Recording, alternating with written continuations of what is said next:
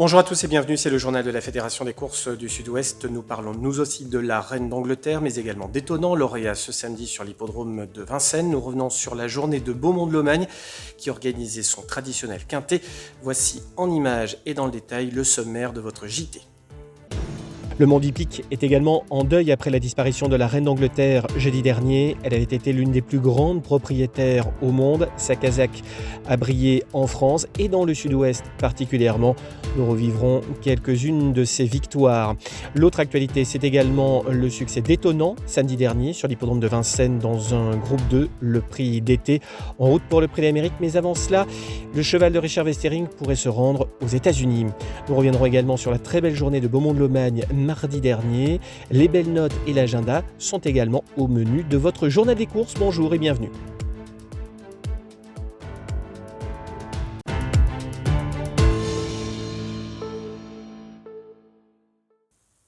Et à la une de l'actualité, comme partout dans le monde, la disparition de la Reine d'Angleterre. Sa casaque, l'une des plus anciennes au monde, si ce n'est la plus ancienne au monde, a brillé dans le Sud-Ouest dans les années 70 et 80 jusqu'au début des années 2010. Retour sur quelques faits marquants de l'histoire de la casaque de la Reine d'Angleterre avec la complicité de Jean-Claude Dunoguès et Florence Cabane.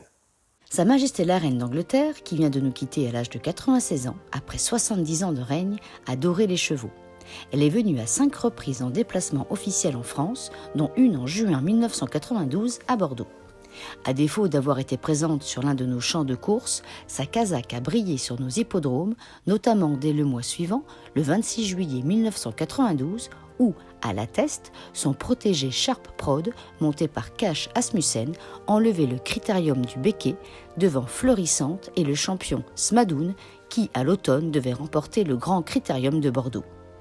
En 1997, elle délègue Whitechapel, associé à David Harrison, qui terminera, quelques semaines plus tard, 4e du Grand Prix de Bordeaux, gagné par Rainbow Dancer et Thierry Jarnet.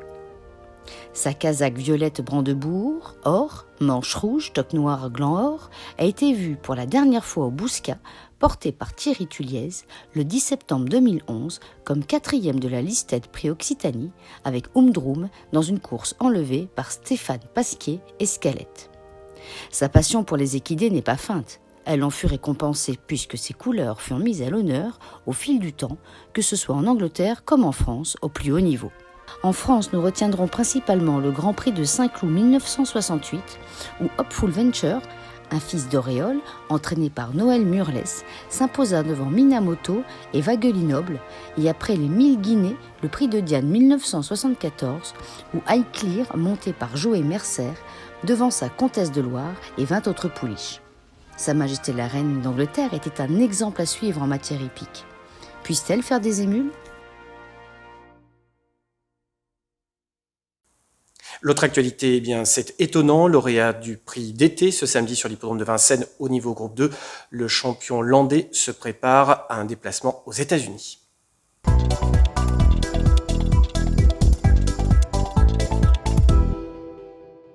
Étonnant qui a pris un départ ultra rapide tout à l'extérieur, mais Dorgos de Guèze s'est également lui bien élancé. Delfino vient ensuite avec également Delia du Pomereux, de même que le numéro 6, Guléripré. Étonnant, seul au monde ce samedi sur la cendrée de Vincennes dans le prix d'été. Première marche vers le prix d'Amérique qui se disputera fin janvier. La route est encore longue d'ici au championnat du monde des trotteurs, mais le crack de Richard Westering semble ne plus jouer dans la même cour.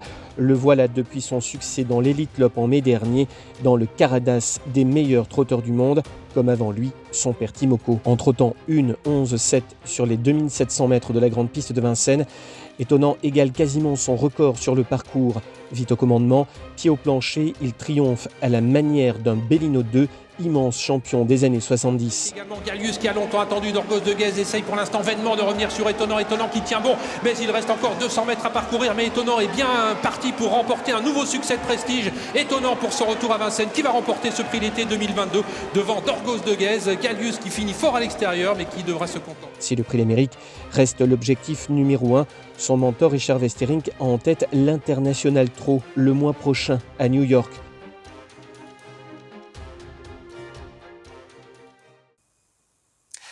Lundi dernier, il y avait le quintet sur l'hippodrome de Beaumont-de-Lomagne, également les Open des régions des 3 ans, 4 ans et des 5 ans. Résumé.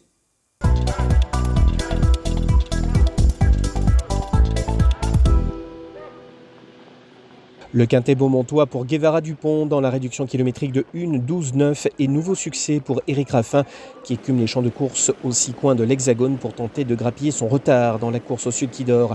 Restant sur 2 succès à Cassera-Verduzan et Villeréal, cet ancien pensionnaire de Jean-Michel Bazir qui a rejoint les boxes de Yannick Henry s'offre ici son premier quintet et sa 15e victoire en 48 sorties publiques.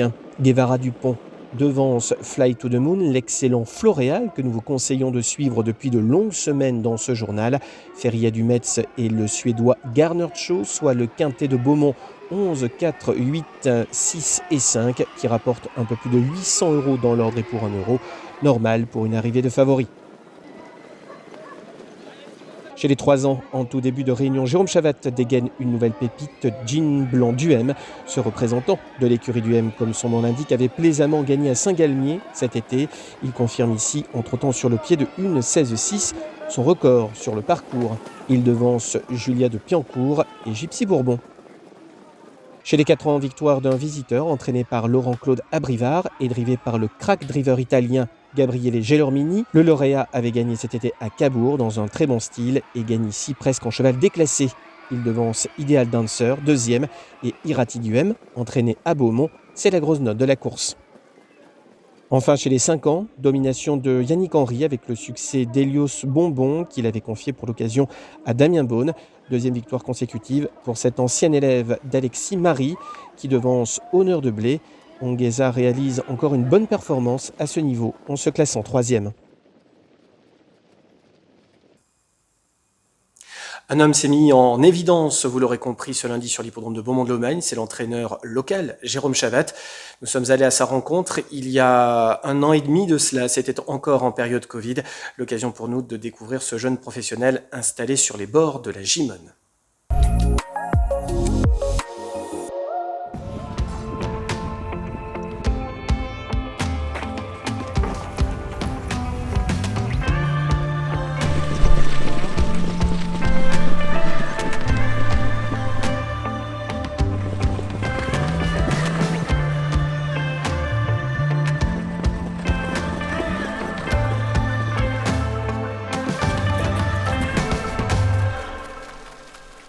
Comment on devient entraîneur? Comment on arrive comme toi à devenir entraîneur de trotteurs? Quel est ton parcours professionnel? Eh bien, j'ai commencé en apprentissage chez M. Pierre-Désir Allaire. Après, j'ai fait M. Avassali et Karim. Et après, on a fait quelques années dans le Nord. Et je suis venu ici chez Benjamin Goetz.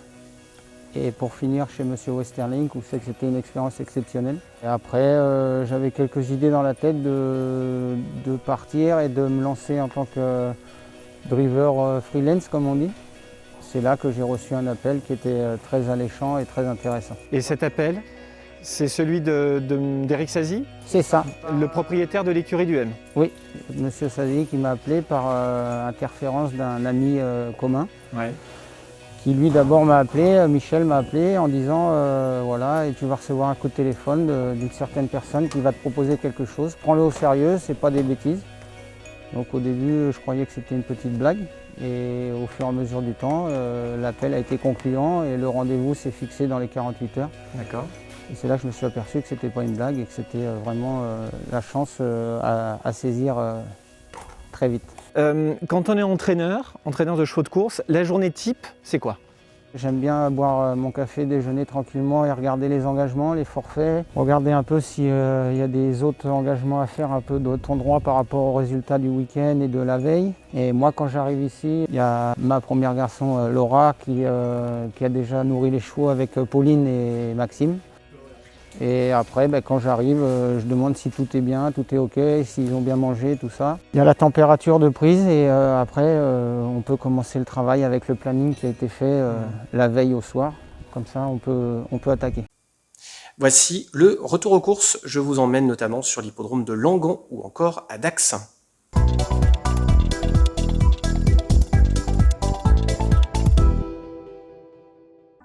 À Langon ce samedi, dans la 2e succès d'Iggy du Loisir, dans une épreuve réservée aux seuls 4 ans. 2e victoire en 13 sorties publiques pour ce poulain qui trouvait là un engagement favorable. Il devance Immodesto et Iki Joy. Iggy du Loisir était associé à Nicolas Brossard. Autre temps fort de la Réunion sur l'hippodrome de Langon, la 4e, c'était le Grand Prix de la Ville qui voit la victoire de Gitano dans la réduction kilométrique de 1,15,7. Victoire acquise aux dépens de Fanjo Kobo et Maxime Grasset. C'est la bonne note de la course. Gloria Berry, ex-Bazir, passée dans les boxes de Denis Brossard, se classe 3e. À Mont-de-Marsan, samedi 10, toujours, le Grand Prix et l'apanage de Say Goodbye, entraîné par Gaspard Vaz et monté par Valentin Segui. Le lauréat devance de 2 longueurs et demie Lily Blue, Nord-Est et 3e. Dans le Critérium des Landes, autre temps fort de la Réunion, While You Were Sleeping gagne en pouliche déclassée dans ce lot, elle qui avait été jugée digne de participer au prix de Malray, groupe 2, cet été à Longchamp. Caligine se classe 2e à 1 longueur 1 quart devant Activiste. À Castel-Sarrazin, le prix de la ville était le temps fort de la Réunion et voit le succès de Ola du Roussoir, entraîné par Jean-Pierre Lagenèvre et associé à Frédéric Closier. C'est une 3e victoire en 24 sorties publiques pour cette fille d'un amour d'eau fort. En retard de gain, elle sera à suivre dans les prochains jours. On part à Dax ce dimanche, le temps fort était la 8e, une course de haies disputée sur 3800 mètres qui voit la rentrée gagnante de Le Listrac, entraîné près de Royan par François Nicole. Le Listrac placé à 3 ans du prix Orcada à Auteuil et 5e d'un prix Maurice Gillois. Le Listrac devance de 4 longueurs Pacos, Malbec du Matan complète le podium. À Jarnac ce dimanche, signalons dans le Grand Prix le succès de Misrach qui fait afficher 6 longueurs et demie au passage du poteau. Le pensionnaire d'Adrien Foissier remporte une 2e victoire consécutive, la 7e de sa carrière. Winner Dream et Vent du Rêve complètent le podium. Enfin à Villeneuve dans la 7e, le prix de Villeneuve ce dimanche 7 toujours, victoire de Delay devant la très régulière fête d'Orvad que vous pouvez prendre en note une nouvelle fois. Place à l'actu en bref.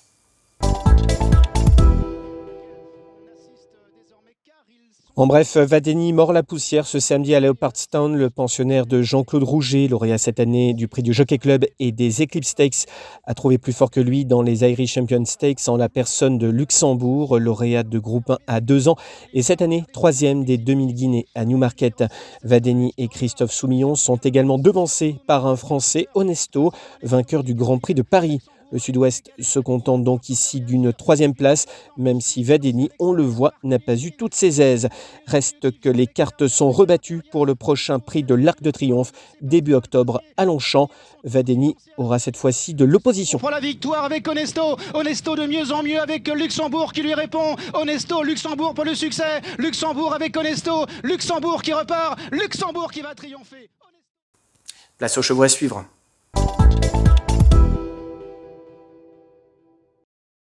Voici les chevaux à suivre dans les prochaines semaines au trot essentiellement. Continuez de suivre Floréal, placé du Quintet, Feria du Metz, Jean Blanc du M ou encore Irati du M, Ongueza pour Michel Charlot, Fanjo Kobo, Ola du Roussoir et Fête d'Orvad. En obstacle, le Listrac. Voici l'agenda de la semaine. Attention, quelques modifications à venir.